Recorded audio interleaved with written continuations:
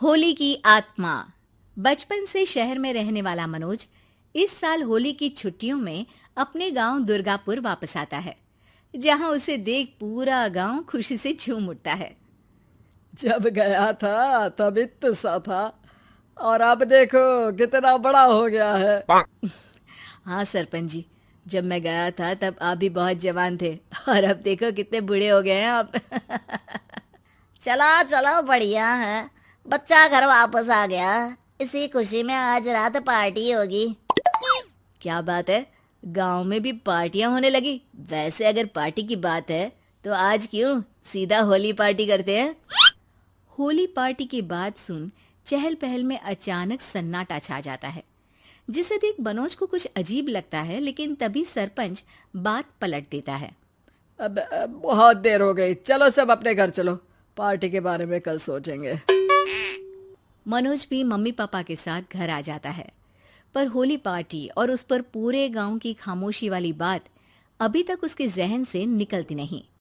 पापा, होली पार्टी की बात पर सब चुप क्यों हो गए थे? अरे होगी उनकी कोई अपनी बात। मुझे गांव की पंचायत ही थोड़ी पता है। थक गया हूँ, चलो सो जाते हैं, कल बात करते हैं। पापा की बात मानते हुए मनोज भी सोने चला जाता है। आज तो छुपा लिया, लेकिन हफ्ते बाद जब होली का दिन आएगा तब इसे कैसे रोकोगे? अगली सुबह सूरज के साथ ही मनोज भी गांव घूमने निकल जाता है, जिस पर रास्ते में उसे अपनी ही उम्र के कुछ लड़के भी मिलते हैं, जिनसे दोस्ती कर अब वो उनके साथ घूमने लगता है। इसी तरह कुछ दिन बीत जाते हैं और होली नजदीक आने लगती है। दोस्तों, होली में 4 दिन ही बचे हैं, पर गांव में उसकी कोई तैयारियां क्यों नहीं दिख रही? क्योंकि यहाँ होली नहीं मनाई जाती। अरे पर ऐसा क्यों? वो राजा भूषण। अरे तुम 4 दिन के लिए आए हो, क्या इतना सोच रहे हो? चलो कुछ खाने चलते हैं। इसी के साथ एक बार फिर होली की बात को टलते हुए देख मनोज को शक होने लगता है। वो घर पहुंचते ही इंटरनेट पर अपने गांव और राजा भूषण के बारे में जानकारी निकालने लगता है। क्या? मुझे आज तक ये नहीं पता था। ऐसा कैसे? किसी ने मुझे कुछ बताया क्यों नहीं? सारी जानकारी लेने के बाद मनोज गांव वालों या अपने मम्मी पापा से कुछ पूछे बिना खुद ही उसकी सच्चाई के बारे में छानबीन करने लगता है, जिसके चलते वो राजा भूषण की हवेली में पहुंचता है। वाह, क्या हवेली है यार। पर क्या यहाँ सच में कोई भूत है? हेलो भूत जी, कोई है क्या? हम इस साल गांव में होली सेलिब्रेट कर रहे हैं, क्या आप उस पर थोड़ा इंटरव्यू देंगे? मनोज के ऐसा बोलते ही गांव में तूफान उठ जाता है और हवेली में रखी सारी चीजें हिलने लगती है। एक अदृश्य शक्ति मनोज को धक्का देकर हवेली से बाहर निकाल दरवाजा बंद कर लेती है। ये सब देख मनोज हैरान रह जाता है। क्या अभी मुझे हवा ने धक्का देकर बाहर निकाल दिया?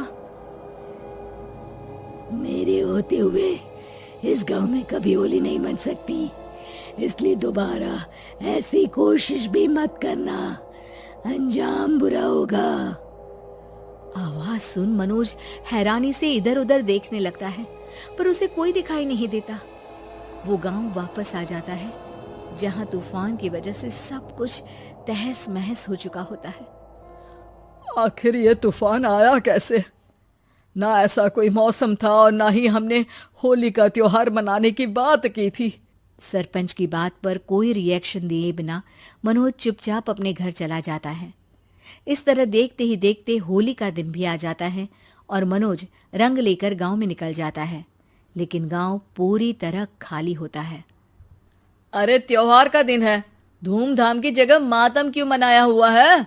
मनोज की आवाज सुन सब अपने घर की खिड़कियां खोल के घर के अंदर से ही उसे वापस जाने के लिए कहने लगते हैं, पर वो किसी की नहीं सुनता।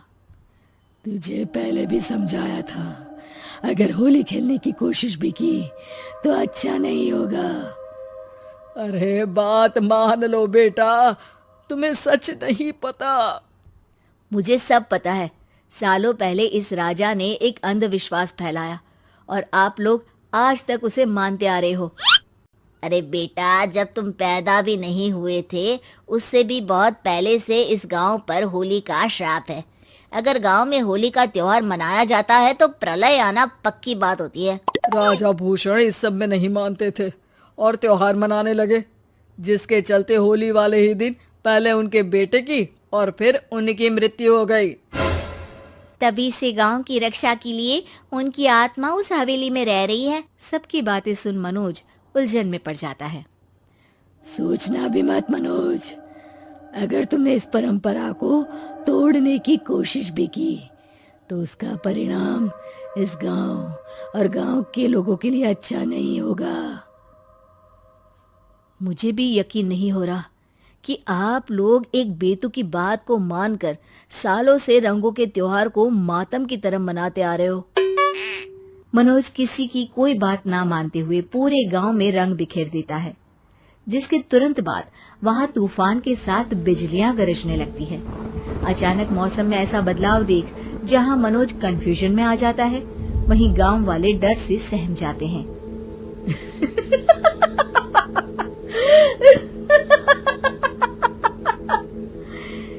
इस लड़के ने हमारे जैसे सिर्फ अपने स्वार्थ के लिए नहीं बल्कि पूरे गांव की खुशियों के लिए यहाँ होली मनाई है, जिस वजह से अब इस गांव पर होली का श्राप टूटता है। ऐसा बोलकर राजा का भूत वहां से गायब हो जाता है, जिसके बाद गांव के लोग धूमधाम से होली मनाते हैं। खुशियों के रंग गांव में बिखरे ही होते हैं कि अगली सुबह अचानक मनोज कहीं गायब हो जाता है और एक बार फिर गांव में होली का नया राज शुरू हो जाता है।